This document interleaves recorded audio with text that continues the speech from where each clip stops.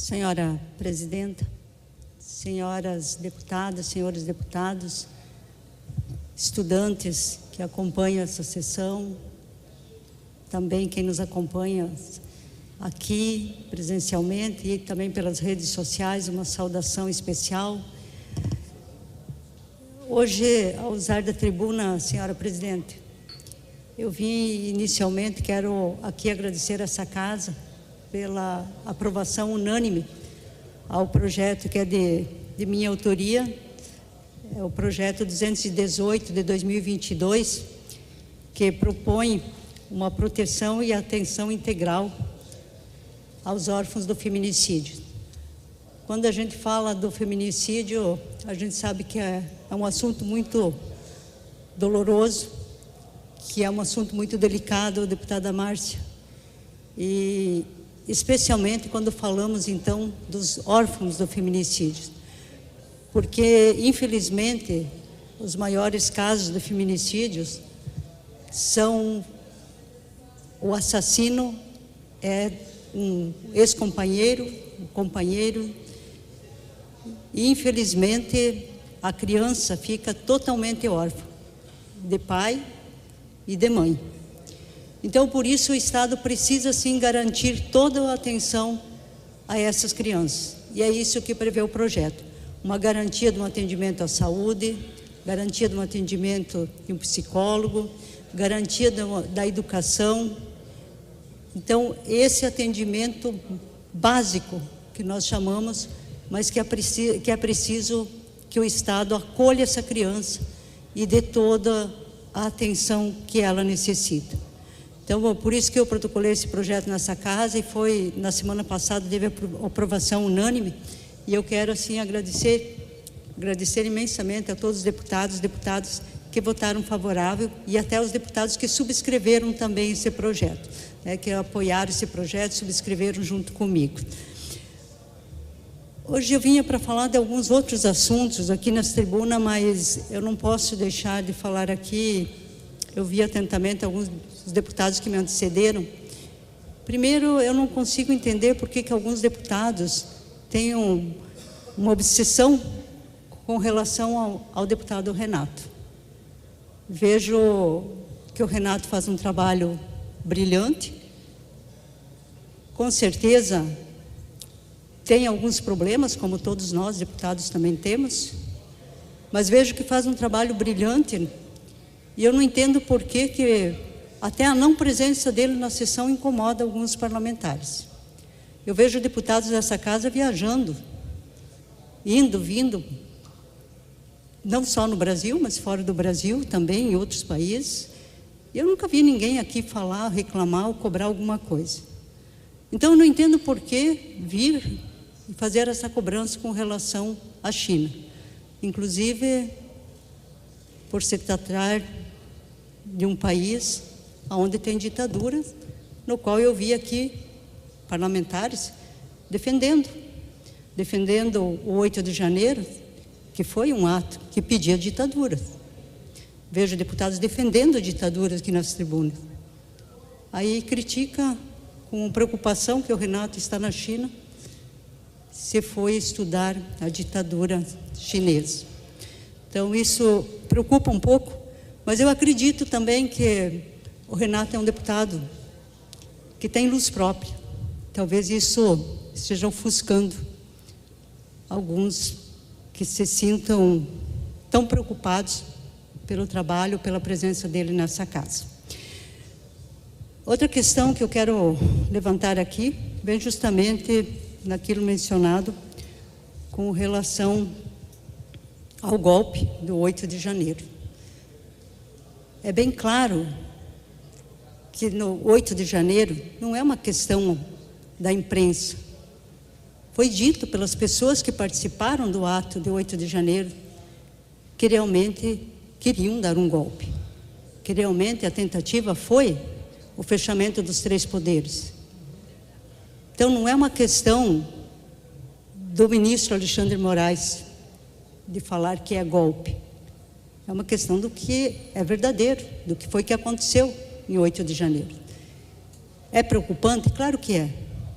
e inclusive fazia parte do golpe, estava planejado o assassinato do Alexandre de Moraes, do vice-presidente Alckmin e do presidente Lula. Isso está bem claro. Só não enxerga e não admite quem não quer. Quem quer passar a opinião para outras pessoas, falando que são os donos da verdade. Agora, quando a gente olha para isso, tem um assunto que preocupa muito, porque o que estava acontecendo em 8 de janeiro, além de tudo o que aconteceu do quebra-quebra, dos grandes prejuízos que trouxeram para o Brasil, além disso, era o que realmente queriam que acontecesse com o Brasil, que era uma ditadura. Quem defende parou para pensar, para analisar o que foi a ditadura aqui no Brasil em 64 até 85? É isso realmente que defendiam para o nosso Brasil? Esse retrocesso é tão insensível com as vidas que se perderam em 64, de 64 a 85? Não são nada, não tem nada de humano nessas pessoas para pedir a volta de uma ditadura? É muito triste isso. Então, portanto, fica aqui claro que bom que prevaleceu a democracia. Isso, inclusive, nos dá o direito de estar aqui hoje, deputada Clara. Porque se fosse como 64, sabe quantos deputados foram caçados nessa casa? Quantos deputados foram caçados durante a ditadura? Então, possivelmente, nem nós estaríamos aqui fazendo esse discurso no dia de hoje. Gostaria também de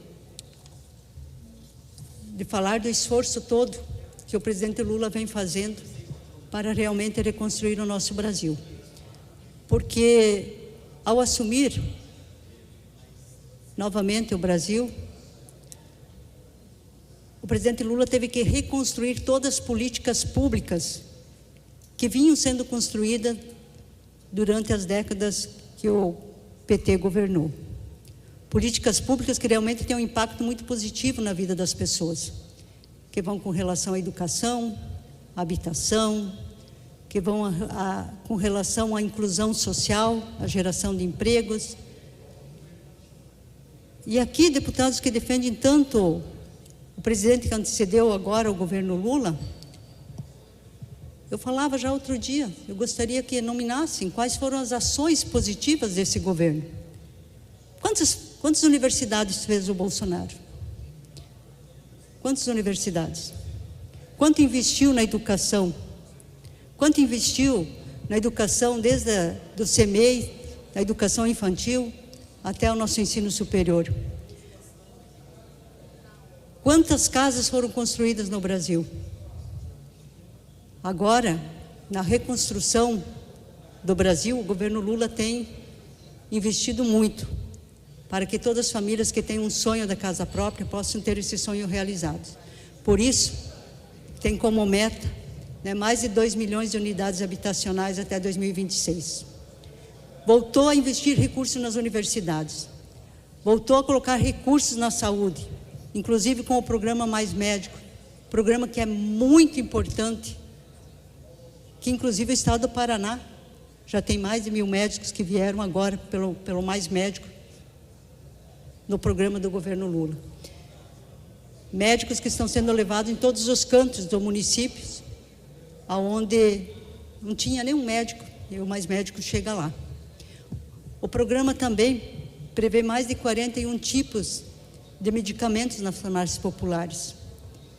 O governo Lula criou o Desenrola Brasil, que é para poder fazer com que as pessoas possam voltar a ter um nome limpo, possam voltar a ter financiamentos, a poder investir, seja na pequena, na média empresa, seja na agricultura familiar, possam voltar a fazer financiamentos, voltar a investir, a gerar empregos. Tem batido recorde na geração de empregos. Temos a menor taxa de desemprego do país. pouco mais de 6% de pessoas que estão desempregadas no nosso Brasil. Um minuto para concluir. São inúmeras as ações positivas que o governo Lula vem fazendo no nosso Brasil. Temos alguns gargalos, sim. Temos algumas dificuldades, sim. Mas já fizemos e estamos fazendo bastante pelo nosso Brasil. O presidente Lula vem realmente reconstruindo o Brasil, fazendo com que a esperança volte no olhar do povo brasileiro, que volte a sonhar, que volte a sorrir, que volte realmente a sentir orgulho de ser brasileiro, porque voltou a colocar o Brasil, inclusive, como um país reconhecido no mundo todo. Internacionalmente, o Brasil volta a ser respeitado, coisa que não foi no governo Bolsonaro.